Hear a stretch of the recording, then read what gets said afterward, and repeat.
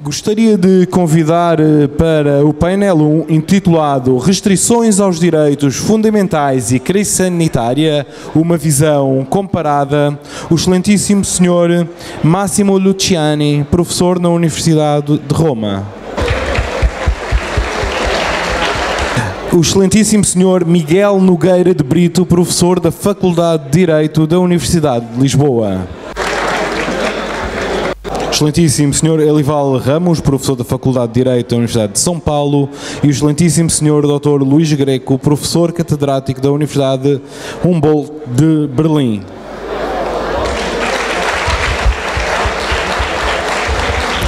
Para moderar este painel, convidamos o excelentíssimo Sr. Vitalino Canas, professor da Faculdade de Direito da Universidade de Lisboa e presidente do Fórum de Integração Brasil-Europa.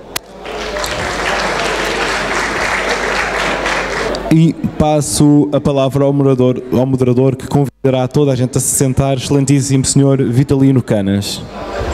Muitos bons dias, vamos dar início a este painel. Estamos, como já repararam, algo atrasados, pelo que urge continuar com os nossos programas de trabalho.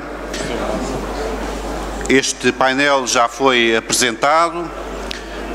Não vou aqui fazer cumprimentos, temos muitas personalidades, felizmente, na sala, pelo que a lista seria longa. Dispenso-me, portanto, de fazer alusões pessoais a muitos dos participantes que temos connosco.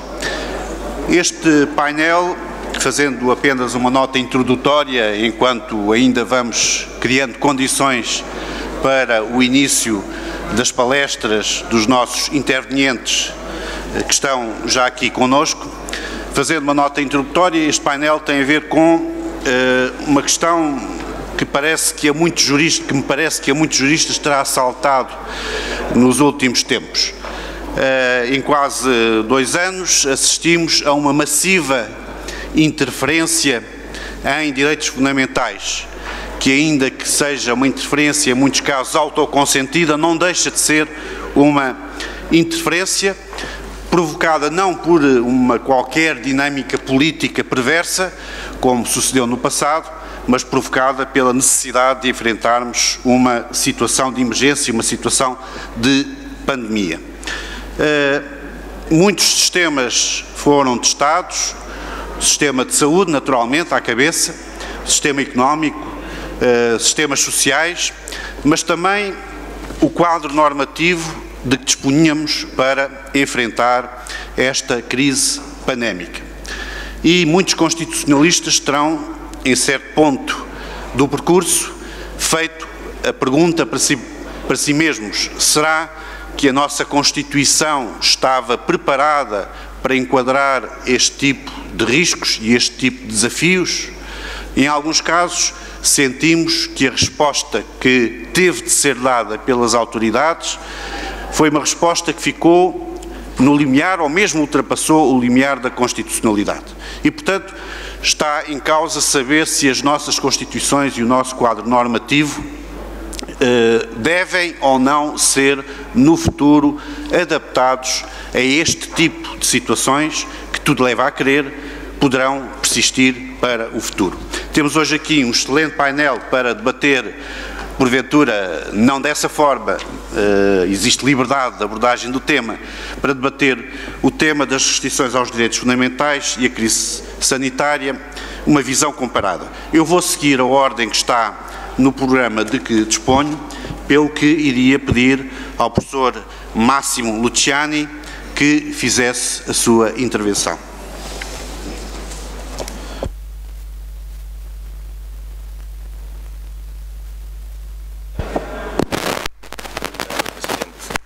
Agradeço muito o convite a participar nesse congresso e agradeço ainda mais porque é um congresso luso-brasileiro e eu não sou luso, eu não sou brasileiro. E só a vossa gentileza justifica o convite. Isso põe um problema suplementar linguístico, porque eu não falo bem a vossa maravilhosa língua. E pido a vossa indulgência. Não há tempo para tratar a parte da minha palestra, que é dedicada à experiência italiana em particular, e vou tratar só os paradigmas históricos e teóricos para avaliar. Nos 15, 20 minutos é o máximo que tenho. No debate público sobre a pandemia de Covid-19, duas opiniões foram difundidas, das quais é bom duvidar. A primeira é que seríamos confrontados com problemas de saúde jurídicos que nunca antes tínhamos experimentado. E pelo que estaríamos, para dizê-la como terço verso do magnífico canto primeiro dos Lusíadas, na condição de quem vá por mares nunca dantes navegados. A segunda ideia é que estaríamos num substancial estado de exceção, com a conseguinte suspensão de direitos constitucionais e a atribuição aos governos de poderes exatamente excepcionais. Nenhuma dessas opiniões convence. Vejamos o primeiro assunto. Comecemos pela definição de pandemia, que, como sabemos, é algo diferente de epidemia. Esta, pela OMS, é the occurrence in a community or region of cases of an illness, specific health-related behavior or other health-related events clearly in excess of normal expectancy. A pandemia, pelo contrário, é sempre o glossário da OMS, a worldwide spread of a new disease, ou mais precisamente, a worldwide outbreak of a disease in humans in numbers clearly in excess of normal. Em resumo, uma pandemia nada mais é do que uma epidemia a uma escala mundial, ou pelo menos territorialmente muito significativa. Agora, dada essa definição e ignorando eventos que não interessam especificamente o vírus da gripe, como a peste bubônica, que devastou a Ásia e a Europa entre os séculos XV e XVII, ou a cólera, que também afetou a Europa nas primeiras décadas do século XX, é fácil notar que, mesmo limitando-se apenas ao século XX e ao início dos anos 2000, houve 4 episódios pandêmicos resultantes de vírus da gripe que precederam o que está nos afetando hoje. Em 1918-20, o vírus H1N1, em 57-58, o vírus H2N2, em 68, H3N2, em 2009, o vírus H1N1 PDM09. O mais dramático, como é bem conhecido, foi o primeiro episódio, que é o da chamada gripe espanhola. Vamos ver melhor, mesmo que em síntese extrema, o que aconteceu. De espanhol, na realidade, essa gripe não tinha nada. Simplesmente chama-se assim porque foi na Espanha que pela primeira vez na Europa foi dada a notícia da infecção. E não é por acaso, na verdade, porque a Espanha foi um dos poucos países europeus que permaneceu neutro na Primeira Guerra Mundial e não estava sujeito a todas as restrições de censura impostas em outros lugares pelas exigências da guerra. Espanhola ou não espanhola que fosse, no entanto, a gripe determinou um número de mortos ainda muito maior do que foi causado pela guerra. Fala-se de um número entre 50 e 100 milhões de mortos. Os governos responderam a este verdadeiro massacre com certa lentidão e fraqueza. No que se refere especificamente aos países envolvidos no conflito, a subavaliação do drama da saúde deveu-se, eu acredito, à guerra, que por um lado absorveu todas as energias da política e por outro forçou a não dar demasiada importância aos problemas afora da guerra, a fim de não destruir ainda mais o moral das populações já exaustas por tantos anos de conflito. Do modo mais geral, porém, a lentidão e a ineficácia da resposta foram devidas ao atraso de conhecimento científico, que por muito tempo impediu o reconhecimento da natureza do patógeno. Como sabeis, pensava-se de fato que era uma bactéria e não um vírus, dificultando a solução do problema e tornando possível, cito, procurar a coisa errada, uma bactéria, em vez da certa, o vírus H1N1. As autoridades públicas, no entanto, reagiram com medidas, cito, antigas, muito antigas, como o isolamento, a limpeza, a proibição de aglomeração em locais fechados, etc. Medidas antigas, de fato, que vemos replicadas até hoje, simplesmente porque estão, pelo menos dentro de certos limites, eficazes. A experiência de hoje, portanto, em grande parte, não é nova. E toda a grande conversa que é feita de uma estratégia biopolítica oculta, de poderes internacionais não menos ocultos, não leva em conta o fato de que para tais momentos a humanidade já passou muitas vezes. Se alguma coisa, hoje temos três elementos a nosso favor. Ao nível factual, a ausência da guerra, que tão profundamente prejudicou a eficácia das medidas de prevenção do contágio em 1918. A nível científico, o progresso do conhecimento e a disponibilidade de vacinas. A nível jurídico, a consolidação do Estado constitucional de direito e uma atenção muito maior à proteção dos direitos fundamentais, a quando da adopção de medidas restritivas. Basta pensar que na Itália, só na Itália, no momento da gripe espanhola, entre comillas, mesmo as medidas que restringiram a liberdade pessoal e a liberdade de reunião foram tomadas diretamente pelos prefeitos, nos termos do artigo 153 da Lei Municipal e Provincial, pela autoridade política e policial, em particular pelos prefeitos, como eu dizia, ou mesmo pela autoridade militar. Foram, no entanto, pelo menos em Itália, intervenções centrais de modesta importância, só intervenções locais. Como afirmado no relatório ao Conselho Superior da Saúde, apresentado em 17 de outubro de 1918 pelo Dr. Alberto Lutraro, diretor-geral da Saúde Pública, tomaram-se medidas relativas à desinfecção de locais públicos, ao fornecimento de medicamentos, em particular de quinina, que não tinha nada a ver com o vírus, a subvenção às autoridades locais para garantir serviços profiláticos, etc. As medidas mais drásticas e invasivas dos direitos de liberdade foram deixadas, como disse, à autoridade militar ou policial. Em resumo, se é verdade que o desafio pandêmico que enfrentamos tem traços originais e novos, não é menos verdade que ele tem ainda mais pontos em comum com algumas experiências do passado, as quais devemos valorizar. A história é uma mestra severa, mas muitas vezes fala ao vazio.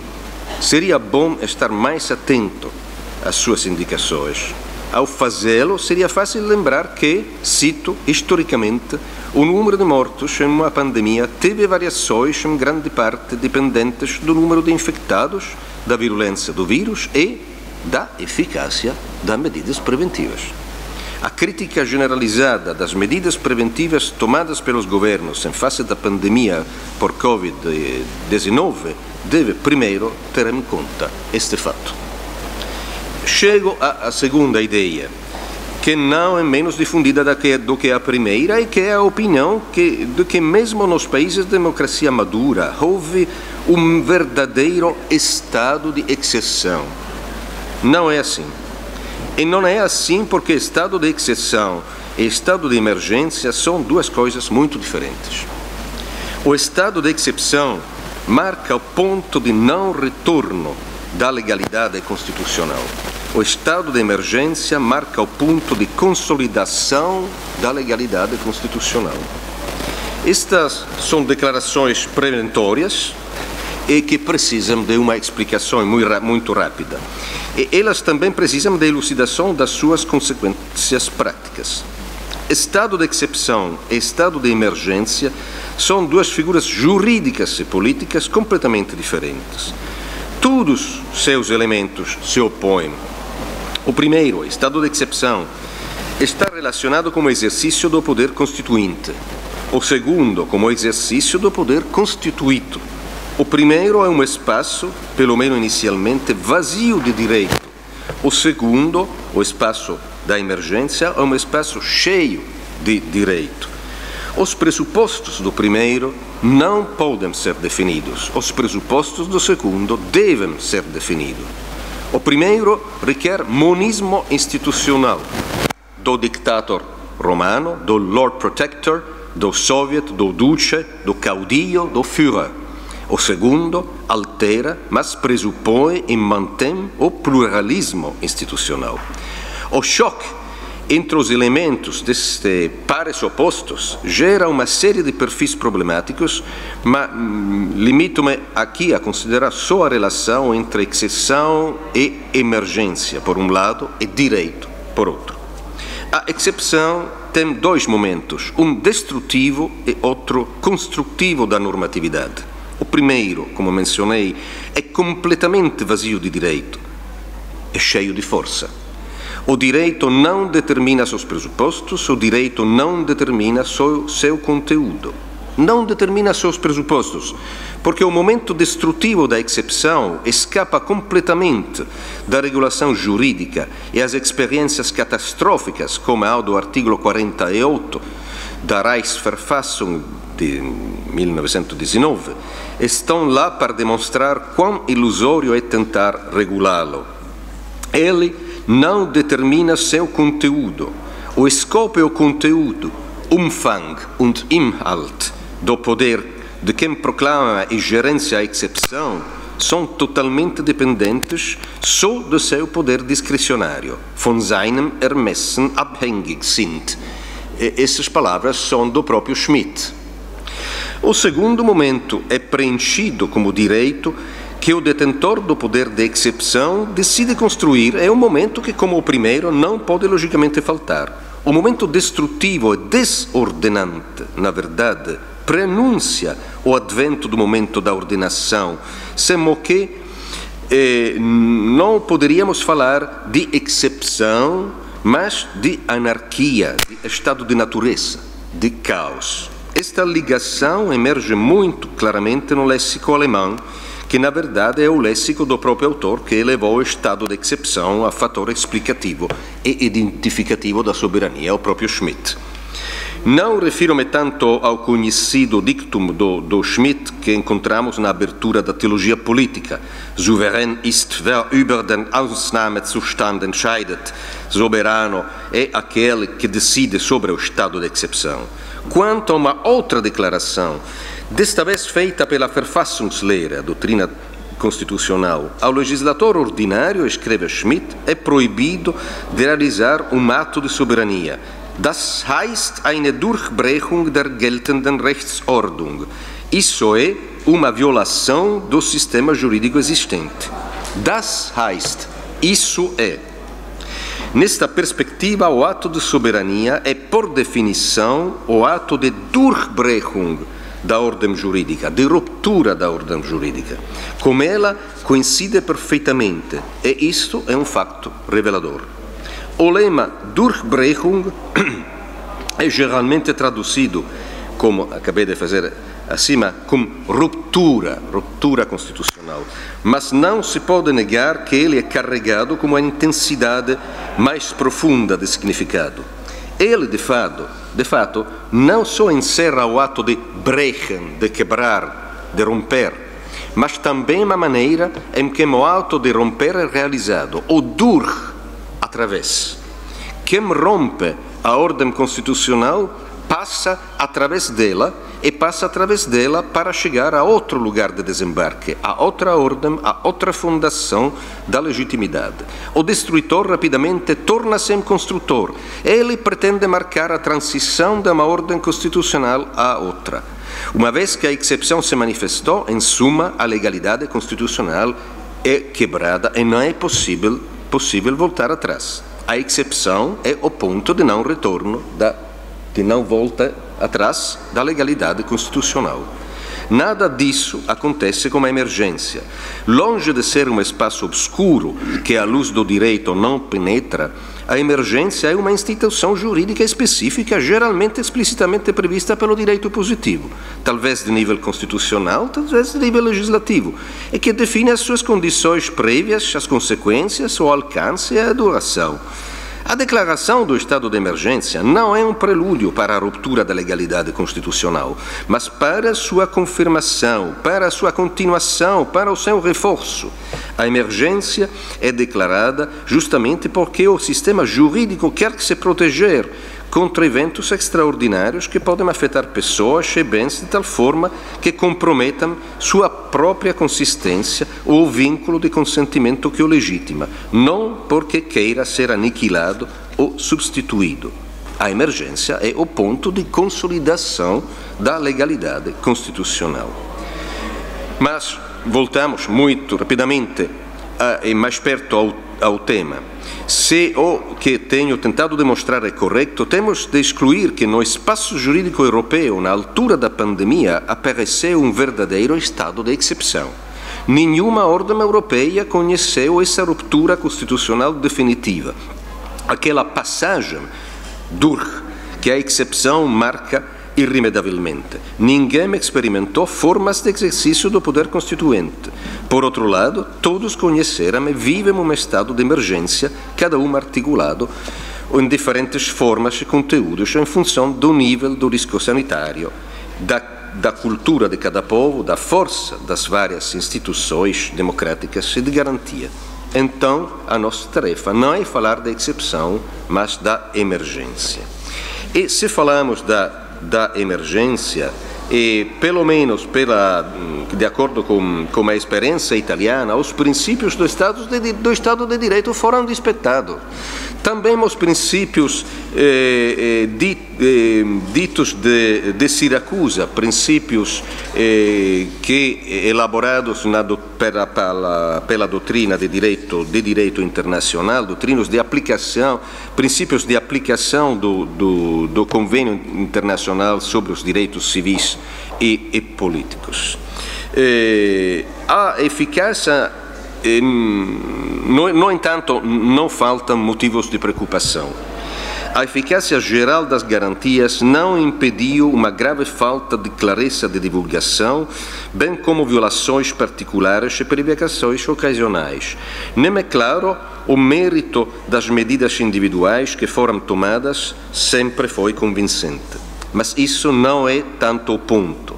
Se alguma coisa, há uma questão de transformações difíceis de reverter que a pandemia está produzindo.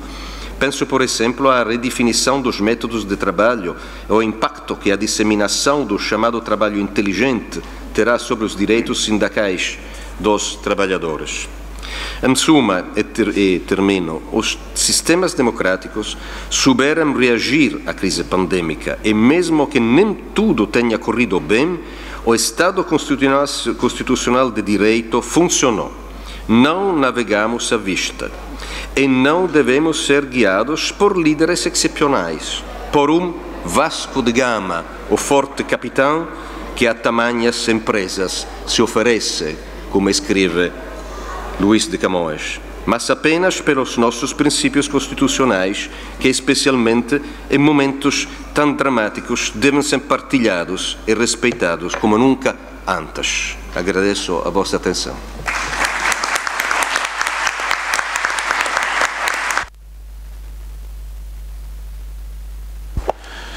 Muito obrigado, professor Máximo Luciani. Vou passar a palavra agora ao professor Miguel Nogueira de Brito.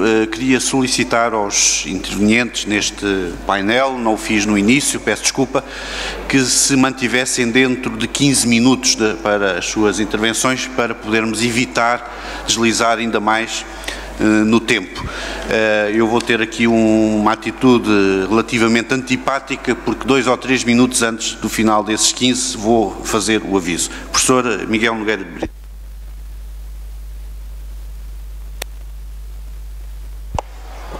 Muito obrigado. Eu começo, antes de mais, por agradecer o convite para estar aqui presente e congratular-me com o facto de este 9º Fórum Luso-Brasileiro ser, de facto, a primeira grande iniciativa que a Faculdade de Direito tem neste período, ainda não podemos dizer pós-pandemia, mas em que acreditamos que, pelo menos, se veja já uma luz no fundo do túnel. E, de facto, não podia ser mais oportuno este encontro entre juristas portugueses, brasileiros e portugueses luso-brasileiros honorários, como o professor Máximo Luciani, que fala um português excelente. Eu vou falar aqui do tema das restrições aos direitos fundamentais e, mais propriamente, da opção ou do que é que significa as restrições aos direitos fundamentais por oposição ao modelo que está previsto na nossa Constituição e em outras Constituições europeias, o modelo da suspensão dos direitos fundamentais. E, de facto, Portugal viveu nestes 2 últimos anos, como todo o mundo, um período de pandemia, mas o modo como juridicamente essa pandemia foi, digamos assim, atacada, assentou em regimes jurídicos muito diferentes. Por um lado, o regime do estado de emergência constitucional, que é um regime que fundamentalmente prevê a suspensão dos direitos. E, por outro lado, regimes de estado de calamidade, segundo a nossa terminologia, que no fundo são regimes de direito administrativo que não permitem a suspensão dos direitos fundamentais, mas apenas a sua restrição de acordo com os limites gerais que a Constituição prevê para o efeito em quaisquer condições.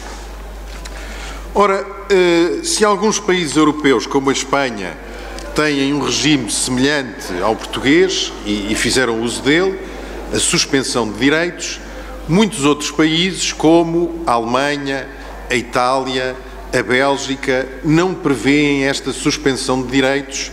Pelo contrário, todas as medidas têm que ser tomadas dentro das regras gerais sobre a restrição aos direitos fundamentais.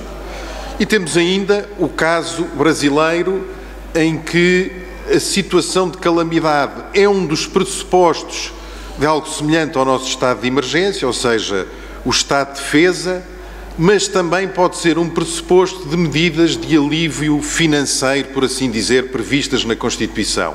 E foi apenas nesta segunda modalidade que a figura da calamidade acabou por ser utilizada. Ora, apesar desta diversidade do quadro jurídico aplicável, a verdade é que, por toda a parte, as medidas adotadas foram idênticas. Enfim, o teletrabalho, o encerramento das escolas, a proibição de deslocação, o confinamento social, a obrigatoriedade do uso de máscaras, por aí fora. E surge então uma primeira questão. Será que estas diferenças entre regimes são verdadeiramente significativas ou não? Primeira questão. A segunda questão que queria aqui também abordar, embora sucintamente, é a seguinte. Se vários países europeus declararam estados de emergência e com isso suspenderam direitos, já vamos ver o que é que isso significa, a verdade é que muito poucos exerceram a faculdade de derrogação das obrigações previstas na Convenção Europeia dos Direitos do Homem. Evidentemente, todos aqueles países que não têm ou que não declararam emergências constitucionais não teriam que o fazer, mas naqueles que o fizeram, como Portugal, surge a questão: como é possível nós suspendermos os direitos no plano interno e no plano internacional continuarmos vinculados pelas obrigações nos mesmos termos que ocorreria em situações normais.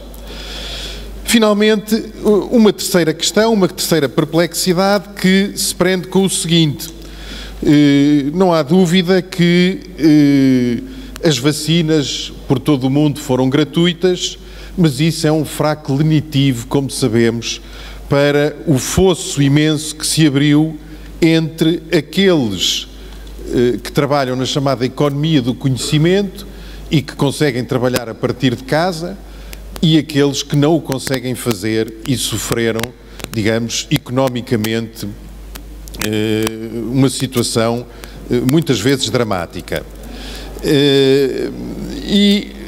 Por outro lado, é verdade que foram tomadas pela maioria dos Estados, ouvimos aqui o testemunho do Presidente do Senado brasileiro, medidas de apoio à economia. A pergunta que se coloca é o que vai acontecer agora, em que medida é que esta intervenção do Estado, este apoio do Estado, vai ter algum efeito no modo como concebemos atualmente a ideia do Estado Social. Ora bem, eu vou falar muito rapidamente sobre estas perplexidades. Em relação à primeira, saber se há uma diferença significativa entre suspensão de direitos e restrição de direitos. O meu entendimento é que, de facto, não existe. E não existe porque a suspensão de direitos já não pode ser hoje entendida como um vazio da Constituição previsto na própria Constituição, muito menos como um vazio de direito. Na verdade, a suspensão de direitos significa, pelo menos nos termos da Constituição portuguesa, um simples regime especial de restrição aos direitos fundamentais, mas que tem um limite, e é o limite do princípio da proporcionalidade expressamente previsto na nossa Constituição como limite a quaisquer medidas de suspensão de direitos.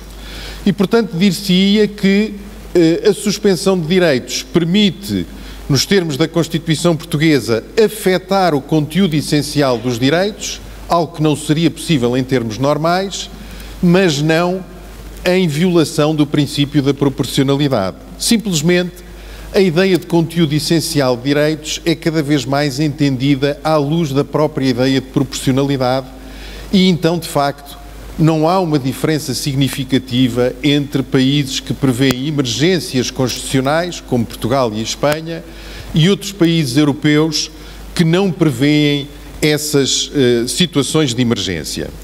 Mas a nossa experiência constitucional nestes últimos 2 anos não deixa de ser motivo para alguma apreensão. E dou um exemplo concreto disto. Na nossa jurisprudência constitucional não se colocou apenas o problema de saber o que é que significava a suspensão, e a suspensão de facto significa uma restrição qualificada em relação à restrição normal, mas também se colocou o problema de saber qual o âmbito possível das medidas. As medidas tomadas pelo Governo em execução dos decretos de declaração de emergência podiam apenas suspender os direitos ou ir mais longe. O problema colocou-se em concreto em relação a um decreto do Governo que previa o agravamento das penas do crime de desobediência em relação às medidas adotadas pelo Governo no âmbito do estado de emergência. E, portanto, obviamente, a questão foi suscitada, mas a questão foi suscitada em tribunal e entendeu-se aí, em primeira instância, que uma coisa seria suspender os direitos, e isso era admitido à luz da Constituição, sem dúvida. Outra coisa seria, através do estado de emergência, permitir-se que o Governo, ainda que apenas no período da declaração de emergência, do período em que deveria vigorar a situação de emergência, pudesse definir ou alterar penas. A primeira instância entendeu que não e, para mim, de certa forma, em termos surpreendentes, o Tribunal Constitucional entendeu que sim. E entendeu que sim, fazendo apelo a uma ideia que é a ideia de uma simbiose funcional, e os termos são do Tribunal Constitucional, entre a competência para tomar medidas em estado de emergência, para atuar, portanto, para atuar restringindo os direitos, e a competência para sancionar quem não cumprisse as ordens das autoridades. Ora, este é um passo que me parece perigoso no sentido de se passar da emergência para a exceção. Eu concordo com o que aqui disse o professor Máximo Luciani. As Constituições, de um modo geral, não prevêem a exceção, prevêem a emergência, mas é necessário uma especial salvaguarda dos poderes, e em especial dos tribunais, para impedir quaisquer tentativas de passar da emergência à verdadeira exceção. E, no fundo, há aqui, perdoem-me esta alusão histórica, é, no fundo, um pouco a evolução que se verificou na Roma Antiga, desde a ditadura, que era uma magistratura especial com um período de tempo limitado, e exercida, sobretudo, nos primeiros anos da República, e um instituto usado nos últimos anos da República Romana, o Senatus Consultus Ultimum, que permitia um verdadeiro estado de exceção, não por uma nova magistratura, mas pelos magistrados existentes. E isto é, de facto, uma distinção que devemos ter sempre presente, as lições da história.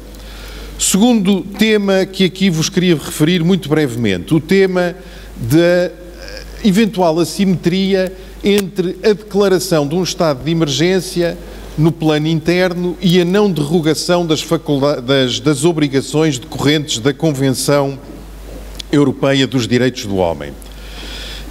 Há três razões que explicam isto. A primeira é o efeito nivelador do princípio da proporcionalidade que está em vigor independentemente de haver ou não o exercício desta derrogação das obrigações previstas. O segundo fator é muito simples. Aqueles direitos que não podem ser objeto de derrogação nos termos do artigo 15 da Convenção também não podem ser objeto de suspensão de acordo com a declaração de emergência ao abrigo da nossa Constituição. E, obviamente, tenho aqui, sobretudo em mente, o direito à vida com todas as suas concretizações. E, finalmente, um terceiro ponto que explica esta assimetria e que, de certa forma, contribui para a superar é uma ideia de que quanto mais existe uma convergência substantiva entre o direito internacional e o direito interno, mais se acentua a tendência para desfazer o antigo dogma da supremacia do direito internacional e os princípios constitucionais serem afirmados de forma autónoma e independente por cada jurisdição, muitas vezes num âmbito de segundo as perspectivas, um diálogo ou um conflito entre essas jurisdições. Mas há, no entanto, aqui um limite sobre o qual devemos refletir e que é, para mim, o grande tema das limitações aos direitos colocado pela pandemia e que, julgo eu, que será os programas de vacinação obrigatória que, eventualmente, poderão, segundo o juízo de alguns, pôr definitivamente termo à situação de pandemia. E quando esses conflitos existirem, enfim, o Tribunal Europeu dos Direitos do Homem só se referiu a eles ainda de forma provisória, não definitiva, mas quando esses conflitos existirem, aí de facto a atuação do Tribunal Europeu dos Direitos do Homem vai ser fundamental. Finalmente, o problema da pandemia e o Estado Social. O problema que se coloca, e também de certa forma foi aqui abordado pelo Presidente do Senado, é cada vez mais o de uma falta de consenso entre as bases do que deva ser a intervenção do Estado em situações como uma pandemia. Enfim, em situações como uma pandemia, essa falta de consenso de certa forma se atenuou, mas ela existe e abre uma grande polarização nas sociedades atuais. Ora, não há dúvida que isto é um elemento novo. Isto não existiu naquilo que se chama os 30 anos gloriosos do Estado Social, depois da Segunda Guerra Mundial até ao primeiro choque petrolífero. Havia um consenso de base sobre o Estado Social entre forças da esquerda ou do centro-esquerda e forças do centro-direita. Assim como também o primeiro liberalismo da dinamização de Margaret Thatcher ou de Ronald Reagan teve também alguma base consensual de apoio manifestada na Europa, por exemplo, em políticos como Blair ou Schröder na Alemanha. E o que é necessário é, de facto, criar as bases de um novo consenso, de uma política social que não poderá passar, julgo eu, como pela realização plena do bem-estar individual, como muitas vezes erroneamente se pensa, mas pelo desenvolvimento de infraestruturas de bens públicos que permitam evitar uma situação como uma nova pandemia. E pronto, são estas reflexões que aqui vos deixo, agradecendo muito uma vez mais o convite para estar aqui presente.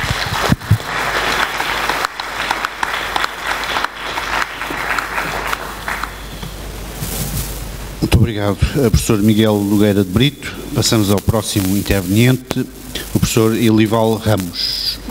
Bem, muito bom dia a todos, já quase é boa tarde, o que demanda um apressamento aqui dos trabalhos, né?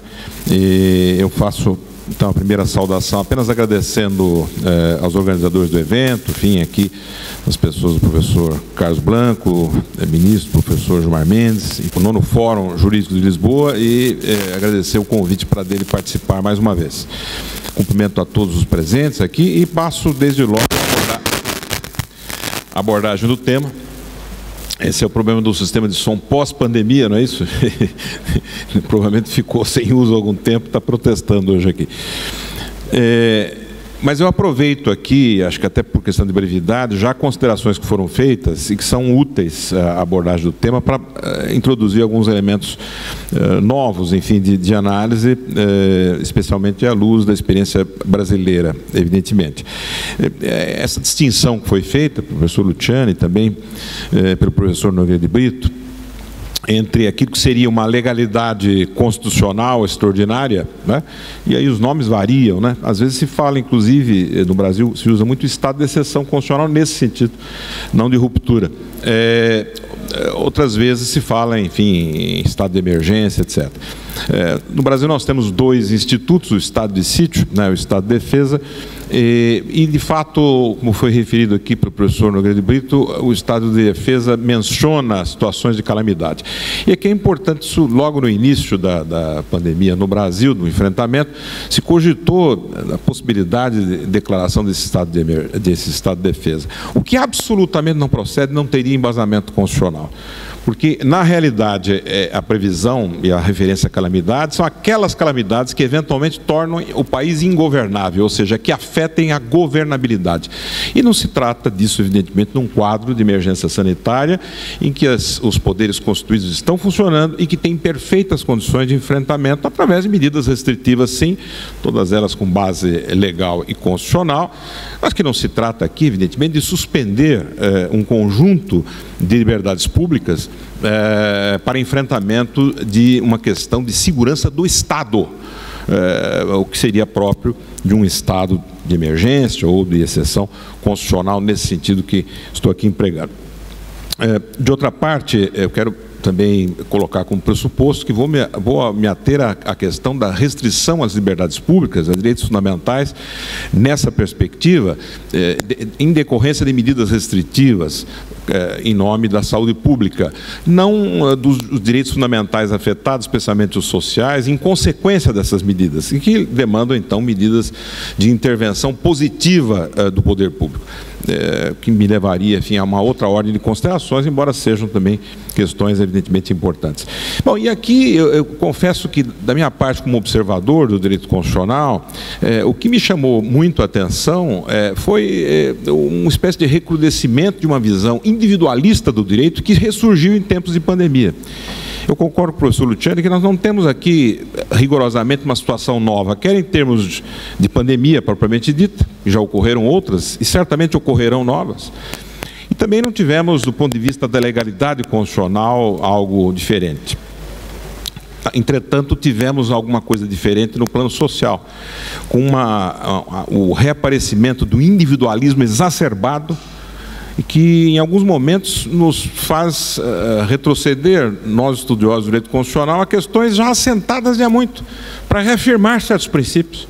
Então, somos obrigados a reafirmar, por exemplo, a relatividade dos direitos fundamentais, que é algo assentado em todas as declarações de direitos fundamentais, e isso por várias razões, mas eu poderia mencionar a própria natureza das normas veiculadoras de direitos fundamentais, que muitas vezes são normas de caráter principiológico, né? Quando a elas se associa um fator nomogenético de criação de normas, os princípios. Outras vezes são veiculadas por meio de conceitos indeterminados, então que têm uma vasta abrangência e demandam uma fixação em termos constitucionais de qual é o seu sentido naquela situação específica. Outras tantas vezes se refere a situações objetivas e categorias subjetivas por demais abrangentes. Então, em todas essas situações, o que nós vemos é a grande possibilidade de conflito com outros princípios ou normas constitucionais de proteção social, que são previstas constitucionalmente. Então, a Constituição se refere, todas as constituições, né, à ordem pública, à segurança pública, enfim, a questões ou valores, né, coletivos importantes que são, por sua própria natureza, restritivos de certos direitos fundamentais. O direito de reunião, por exemplo, na Constituição brasileira, ele vem acompanhado, não é, já de uma vedação. Não é possível, evidentemente, uma reunião com pessoas armadas, né, com o objetivo, por exemplo, de atentar contra a ordem constitucional. Aí nós teríamos já uma situação delituosa, né, punida criminalmente. Então, a restrição a direitos fundamentais, a demonstrar a sua relatividade, é algo inerente ao direito constitucional e a esses próprios direitos fundamentais. É verdade que os direitos fundamentais constituem a finalidade dos sistemas democráticos. As constituições e a democracia existe para que esses direitos sejam fruídos, na visão de que o homem é mais importante do que o Estado. Mas esses direitos são viabilizados por meio de atuação estatal. E muitas vezes, especialmente em relação aos direitos sociais, na consecução material desses direitos, outras vezes através da regulação constitucional e da tentativa, sempre complexa, de harmonização desses direitos entre si. E vemos aí no campo privado mesmo questões referentes, por exemplo, à liberdade de imprensa e à intimidade, quer dizer, então no próprio plano privado, outras vezes em relação a necessidades públicas que precisam ser atendidas também. Então há toda uma legitimidade da legislação restritiva de direitos fundamentais calcada na Constituição. Isso há muito, e isso independentemente da decretação de um estado de suspensão de garantias nos moldes de uma emergência constitucional, em que nós temos já um elenco de restrições previamente concebido pela própria Constituição. Então, mesmo que a Constituição não contenha essas prescrições, a legislação tem autoridade para fazê-lo, e em função de cada situação que vai surgindo. É a própria Constituição que prevê, por exemplo, legislação sanitária. E legislação sanitária significa necessariamente medidas de restrição em nome da saúde pública. Então, é algo... O que não é normal é a reação que se verificou, por exemplo, questionando essas medidas do ponto de vista de que mas ferem a minha liberdade individual. A meu ver, esse é um fato preocupante de natureza cultural, que nos demandaria aqui entrar, enfim, em outras áreas, e nosso tempo já é curto para ficar no campo do direito. Imagine, então, entrando aí no campo, para imaginar o que isso tem a ver com a sociedade informacional, não é? Que é o uso massivo da internet, etc. O que isso tem a ver, eventualmente, com uma sociedade mais individualista, né? Que cada um fica ali cuidando do seu celular e vendo as suas coisas e muitas vezes deixa de interagir com outras pessoas. Eu não sei se as novas gerações talvez tenham esse tipo de influência e que fizeram reacender um individualismo preocupante. Enfim, Claro que esta regulação constitucional restritiva passa por testes de constitucionalidade. E aí vem a história da proporcionalidade, que de há muito eu venho sustentando que, na verdade, não há propriamente um princípio da proporcionalidade. O que há é um teste de controle de constitucionalidade que passa por várias etapas, e assim foi construído pela Corte Constitucional Alemã e difundido pelo mundo todo, né? Mas, enfim, temos aí, então, a verificação da adequação das medidas, da sua necessidade, se há outras medidas que poderiam ser adotadas, e da chamada proporcionalidade em sentido estrito, que é nada mais do que uma ponderação entre bens jurídicos igualmente acolhidos pela Constituição. Que já foi aqui também referido pelo professor Nogueira de Brito, a Constituição portuguesa, por exemplo, se refere expressamente a esse teste de proporcionalidade em relação à legislação restritiva de direitos fundamentais. No plano da adequação, quer dizer, e aí eu apenas observo que, a meu ver, há uma certa diferença em relação ao estado de emergência constitucional, onde nós temos, de alguma maneira, na medida em que aquelas situações factuais são admitidas, e ali há uma grande discricionalidade da admissão dessas situações, um conjunto de medidas já é justificado, porque ele já vem pronto, é uma espécie de pacote constitucional das medidas. Então, a adequação, por exemplo, se torna talvez um pouco mais simples. Mas mesmo nas restrições de nível legislativo, o grande ponto da adequação dessas medidas está nas chamadas evidências científicas. E nisto a lei brasileira, a principal delas, a primeira delas, que estabeleceu aqui o elenco de medidas para enfrentamento da emergência da Covid-19, especificamente porque se percebeu a necessidade de um elenco específico de medidas, um pouco diferente das medidas sanitárias ordinariamente utilizadas no país, incluindo a vacinação, que é feita regularmente. A Lei 13.979, de 2020, de fevereiro de 2020, portanto, logo no princípio da pandemia, ela prevê, no seu artigo 3º, o elenco de medidas que não difere daquilo que foi adotado no restante do mundo. Não vou aqui elencá-las porque são as mesmas, mas no seu parágrafo 1º estabelece o seguinte, que as medidas previstas neste artigo, que são as medidas restritivas, somente poderão ser determinadas com base em evidências científicas, está na lei, e em análise sobre as informações estratégicas em saúde, e deverão ser limitadas no tempo e no espaço ao mínimo indispensável à promoção e à preservação da saúde pública. Então, um dispositivo absolutamente claro e corretíssimo do ponto de vista dos valores constitucionais. Então, nós temos a adequação da medida, vai ser avaliada especialmente à luz das evidências científicas, para saber se essas medidas são justificadas ou não. Agora, é claro que nós sabemos também que a ciência, especialmente a ciência médica, não é uma ciência exata. E nós temos então aqui algo, eu chamaria a atenção, e aparece em várias dessas situações, de uma espécie de discricionalidade técnica, ou seja, há sempre que se tomar como pressuposto que, se há alguma dúvida a respeito, o poder público tem legitimidade para a adoção. Claro que quando há um consenso ou há um repúdio da comunidade científica de determinadas práticas, elas devem ser afastadas. Então, apenas com essa observação em relação aqui à adequação. São medidas que têm que se mostrar aptas à promoção dos fins, no caso, a promoção da saúde pública.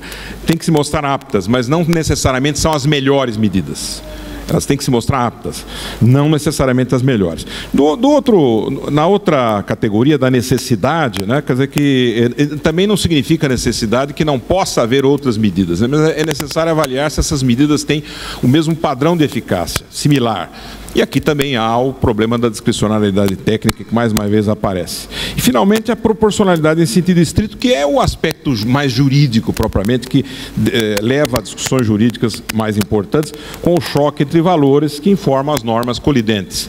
E aqui, então, um pouco mais campo para polêmica, né? A questão da ponderação entre normas, que é sempre algo complexo e polêmico, mas eu diria que, na linha que já foi aqui acentuado, que o importante é a manutenção do núcleo essencial dos direitos ou das disposições colidentes, e um ajuste que deve ficar a cargo, posição pessoal, do legislador. e não do Poder Judiciário. É o legislador que deve, a princípio, fazer esse ajuste, promover esse ajuste naquelas situações duvidosas. Quer dizer, claro, o Judiciário pode declarar a inconstitucionalidade de uma medida se ferir o núcleo essencial de um direito. Mas em situações em que há uma compressão, mantendo-se o núcleo essencial, cabe ao legislador dimensionar a medida dessa compressão. É isso que eu quero dizer. A meu ver, enfim, se incluiria aqui naquilo que denominei em obra já conhecida sobre o tema de ativismo judicial, quando o Poder Judiciário eventualmente interfere fora desses parâmetros que foram aqui mencionados. Eu tenho aqui já o tempo assinalado para a conclusão.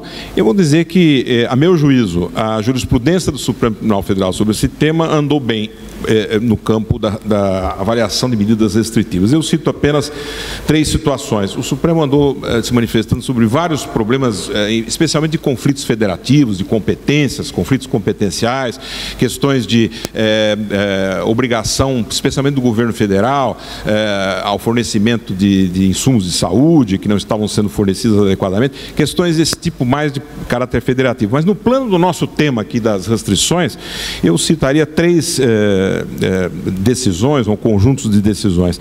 Uma primeira em relação ao direito de acesso à informação, isso foi logo no começo, em que se entendeu que o direito de acesso à informação não era incompatível com a questão sanitária, ao contrário, a sociedade mais do que nunca precisava ter acesso a informações importantes sobre o número de pessoas infectadas, pessoas que estão morrendo, a distribuição pelos estados, etc. Entendeu muitíssimo bem o Supremo ao dizer que a obrigação de fornecer essas informações era uma obrigação do governo federal e não poderia alegar a pandemia para se furtar a esse dever.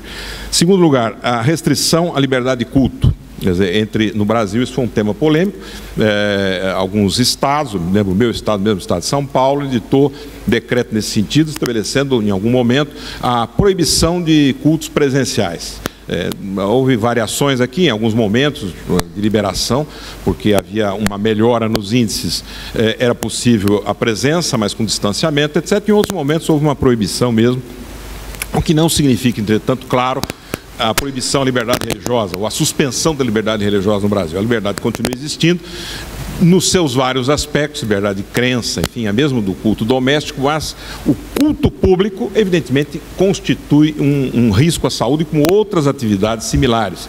Então, a meu ver, andou muitíssimo bem, mais uma vez aqui o Supremo, entender que era possível esse tipo de restrição e que isso deve ser avaliado, evidentemente, no conjunto das medidas e sempre com apoio, mais uma vez, nas evidências científicas. E, finalmente, a questão da vacinação obrigatória. E também é algo incrível, né? No passado, no Brasil, nós tivemos um grande sanitarista, Oswaldo Cruz, que combateu no Rio de Janeiro, né? Enfim, a malária e outras doenças da época, a febre amarela e tal, enfim. Naquela ocasião, ele inclusive defendia a vacinação compulsória mesmo. Houve uma chamada revolta da vacina no Brasil, que é praticamente claro, na época o acesso às informações científicas muito restrito, né? Mas em pleno século XXI, nós duvidarmos do efeito da vacinação, que no Brasil erradicou uma série de moléstias. Isto a mim soa como algo impressionante, que isso possa ser levado a sério e considerado pelos meios de comunicação em pleno século XXI. E a demonstração no Brasil foi cabal, na medida em que, contra a opinião de uns ou de outros, ou mesmo contra a posição do governo federal em alguns momentos, as vacinas foram adquiridas, foram administradas e hoje nós temos então um recrudescimento da pandemia em razão especialmente dessa vacinação. E o Supremo veio a decidir que a vacinação poderia ser sim obrigatória, claro que há níveis de obrigatoriedade, mas especialmente nós tivemos as empresas privadas, por exemplo, com autorização, a jurisprudência trabalhista nesse sentido, para demissão de funcionários que se recusam a tomar vacinas, mesmo no serviço público, instauração de processo administrativo disciplinar em relação a funcionários que se recusam a se vacinar, algo, a meu ver, plenamente justificável e amparado em valores constitucionais. Mas, enfim, o que é curioso é mostrar a reação a essas medidas em boa parte do mundo, como nos Estados Unidos, em que até hoje 40%, quase isso, da população se recusa a tomar vacina, simplesmente. Mas, enfim, são breves considerações sobre o tema, dada o avançado da hora, e agradeço mais uma vez a atenção de todos.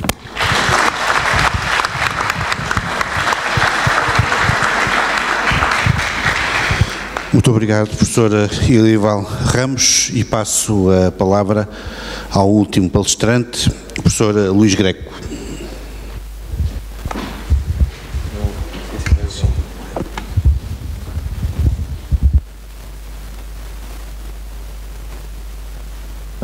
Sim, vou falar em pé.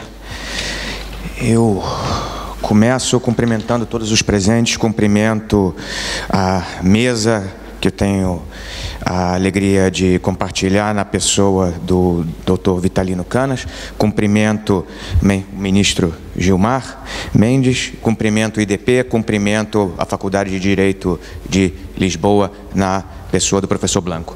Eu fico muito feliz de finalmente voltar a um evento presencial dessas dimensões. É uma grande alegria que nós possamos nos estar reunindo outra vez, pessoalmente, e me parece também que é o momento correto. Talvez seja um pouco cedo, um pouco otimista falar em um pós-pandemia, mas começa a ser um momento, depois já de 1 ano e meio vivendo sob uma condição de pandemia, em que comecemos a extrair as conclusões, fazer um balanço dessa situação, para que nos perguntemos o que podemos aprender dessa situação problemática que ainda não foi completamente superada. E a mim me parece que, estando em Lisboa, nesse momento, eu não consigo deixar de pensar num paralelo a um outro evento que foi um grande abalo para todo o mundo ocidental na sua época, foi o terremoto de 1755, que também foi aproveitado como um momento de reconstrução da cidade e um momento também de muita reflexão filosófica. Esse eu acho que é o momento em que nós nos encontramos, é um momento que bastante fecundo, então, para que nós nos perguntemos onde que nós estamos e o que nós podemos fazer melhor agora e no futuro. E a minha perspectiva nesse momento, assim, nesses concretos 13 minutos que eu ainda disponho, é a perspectiva de um penalista que acompanha a discussão constitucional com certo interesse e de um penalista radicado na Alemanha. Eu entendi a mesa, que eu compartilho com outros 3, como uma mesa internacional, em que um fala do Brasil, outro dos palestrantes fala de Portugal, o outro fala da Itália, e eu falaria, imagino, mais da Alemanha. E a minha ideia hoje é justamente, nos próximos minutos, dar uma notícia de como foi levada a discussão sobre as intervenções em direitos fundamentais na Alemanha e, em um segundo momento, a depender do tempo de que eu ainda dispuser, tentar insinuar, tentar desenvolver algumas considerações teóricas um pouco mais pretensiosas. Como o tempo é curto e como não é possível, num evento dessas dimensões, possibilitar uma discussão, se eu atingir o meu primeiro objetivo, que é o mais informativo, o mais descritivo, eu julgo que a minha fala foi exitosa. Então, eu começo com essa primeira parte, a parte mais descritiva, que vai compor quase que a totalidade daquilo que eu vou falar. Uma notícia do quadro alemão, o que aconteceu na Alemanha. Bem, a base, aquilo que nos interessa são as medidas de restrição a direitos fundamentais. A pandemia coloca vários outros questionamentos, alguns relativos à estrutura federal da Alemanha, como o Brasil, a Alemanha é uma república federal, outros relativos aos próprios fundamentos da democracia, outros relativos às questões também de relação com a União Europeia. Nada disso vai me interessar aqui, eu vou cuidar apenas das restrições de direitos fundamentais. E a base para tudo que aconteceu na Alemanha em relação a restrições de direitos fundamentais foi a lei alemã de proteção contra infecções, que dispõe ainda no parágrafo 28, de um dispositivo que prevê a possibilidade de que o Poder Executivo emita as medidas necessárias para lidar com uma situação epidêmica de um certo alcance. Esse parágrafo 28, que fala apenas em medidas necessárias, sem muito descrever quais são essas medidas, logo começou a ser criticado por boa parte dos constitucionalistas, sob o argumento de que ele não é determinado o suficiente. Isso, no constitucionalismo alemão, a gente que recepciona muitas ideias do constitucionalismo alemão fora da Alemanha, sempre vincula o constitucionalismo alemão à ideia de princípio da proporcionalidade. Mas no dia a dia do jurista alemão e do debate público alemão, eu diria que tão importante quanto o princípio da proporcionalidade é uma outra ideia que ainda não foi muito recepcionada fora da Alemanha, a ideia de reserva de lei. A ideia de que toda restrição em direito fundamental tem de se basear em alguma lei que a fundamente, e não apenas a regule, a fundamente, e que o faça de forma relativamente determinada.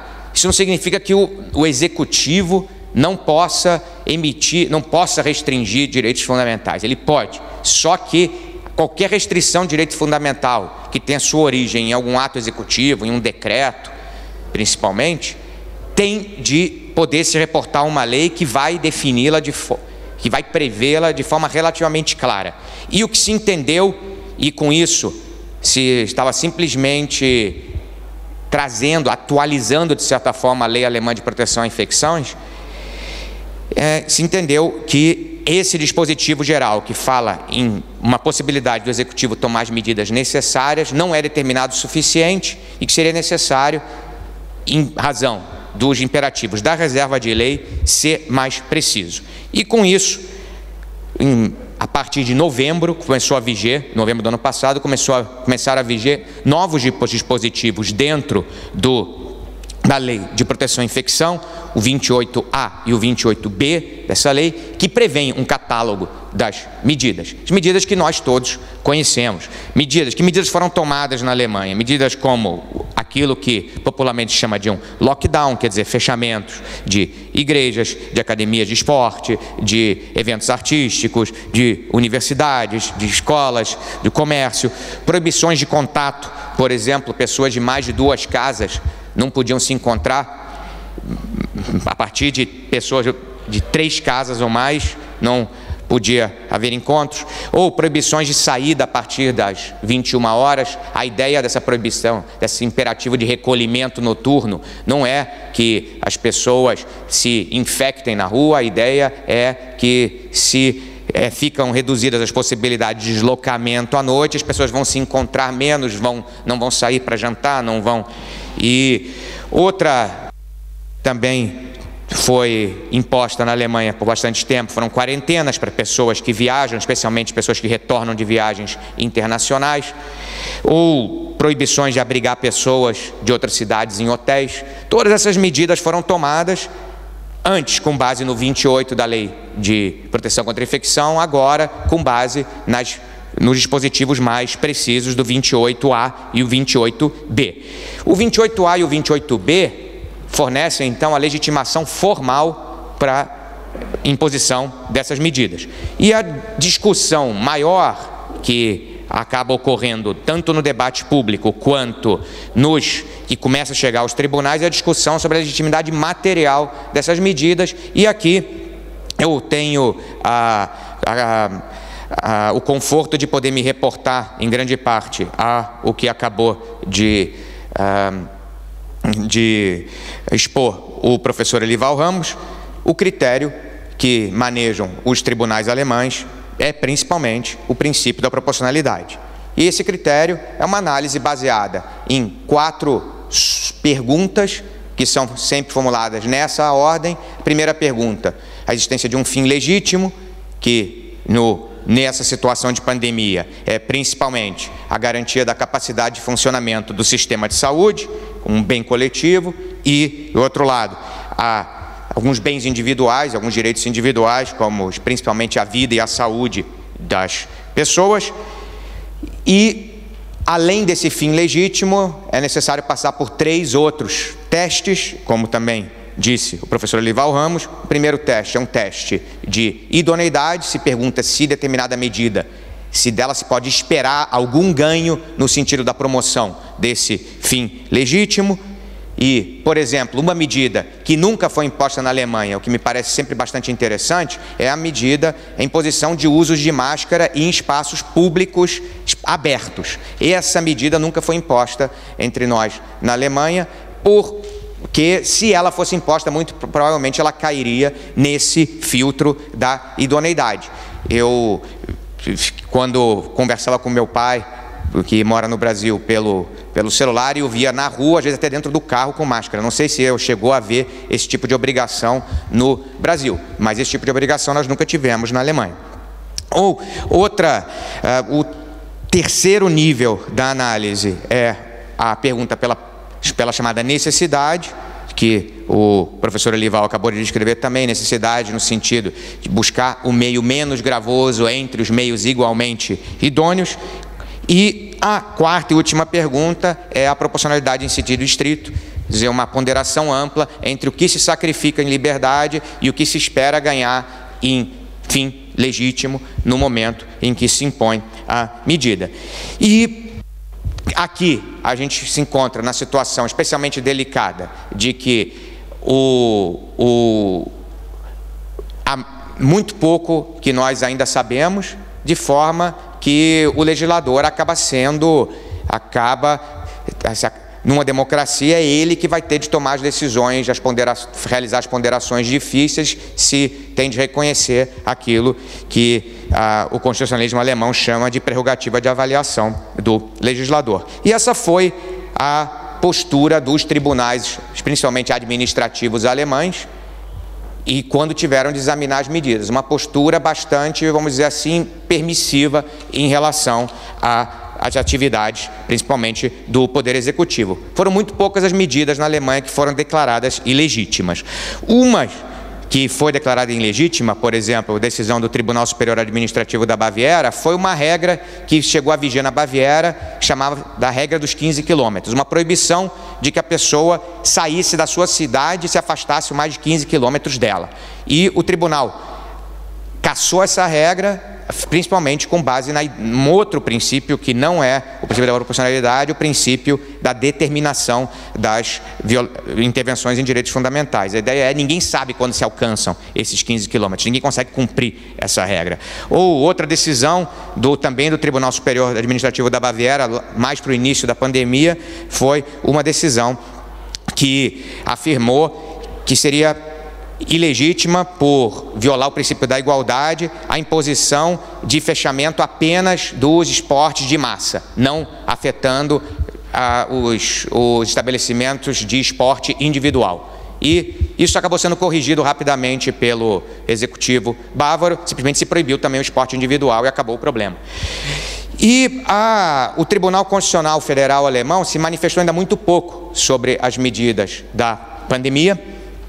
O que houve num primeiro momento foram muitas manifestações no sentido da inadmissibilidade do chamado do Tribunal Constitucional Federal, porque o Tribunal Constitucional Federal alemão atua só subsidiariamente, ou quase sempre só subsidiariamente, mas começaram a já se esgotar as instâncias inferiores e os primeiros casos estão chegando ao Tribunal Constitucional Federal. E o que já existe de interessante, que me parece interessante observar, é uma decisão do Tribunal Constitucional Federal no sentido de uma obrigação de soldados se vacinarem e uma decisão, assim, um adiantamento, ou assim, uma decisão ainda em fase de medida cautelar relativa à constitucionalidade das proibições de sair à noite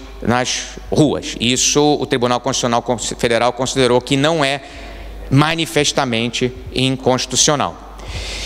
E em relação à vacina, o momento agora na Alemanha é um momento em que se está começando a discutir uma imposição de um dever legal de vacinação, principalmente para pessoas oriundas da área da saúde, e parece que se pessoas que trabalham na área da saúde, e parece que, como já existe um precedente na lei de combate, nessa lei de proteção contra infecções, uma obrigação de pessoas que trabalham na área da saúde de submeter a vacinação nos casos de sarampo, parece que já existe um precedente claro no sentido de que isso vai, a constitucionalidade disso vai passar. Bem, eu vejo aqui que acabo de alcançar os 15 minutos, então eu vou, como eu tinha anunciado ao início, se eu conseguisse fornecer um pequeno panorama, eu já me daria por satisfeito. A reflexão crítica fica para um outro momento. Eu agradeço a atenção dos presentes e, mais uma vez, repito a minha alegria de estar aqui com todos vocês. Muito obrigado.